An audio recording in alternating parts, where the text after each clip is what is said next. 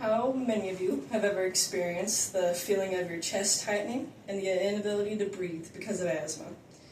It's important for everyone to understand how these people are affected by asthma and how to help them if they are in need of it.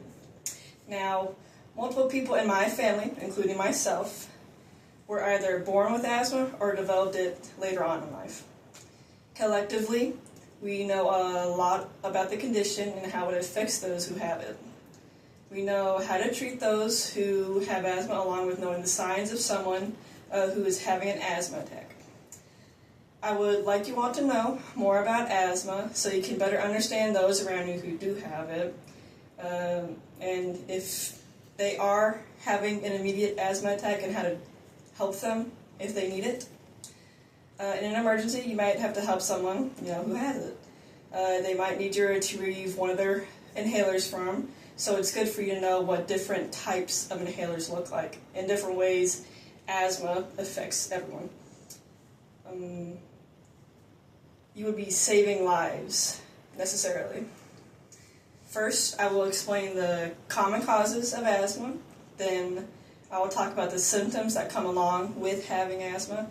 Lastly, I will explain how you can treat the symptoms that you get from having asthma.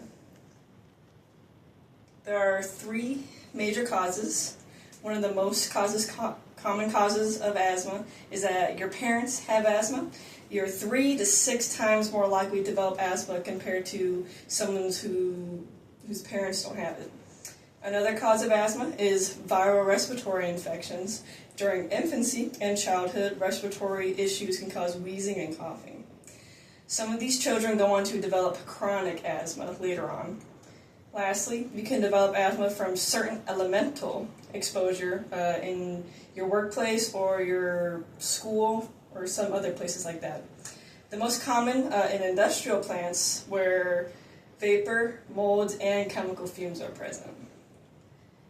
Now that I explained some of the causes, let's move on to some of the symptoms that come along with having asthma. There are a few common symptoms with having asthma. One symptom is wheezing while exhaling. This is a common sign of asthma among young children to late teens. Another symptom of asthma is having trouble sleeping because of either coughing, wheezing, and or shortness of breath. Lastly, wheezing and coughing are considerably more worse when you are prone to respiratory viruses like the flu or the common cold. Now that I explained some symptoms of asthma, let's talk about some common treatments for them. There are some common treatments for asthma. One type of treatment for asthma is medications. The main types of medications are inhalers. There are many different types of inhalers, such as I have some. There are albuterol inhalers.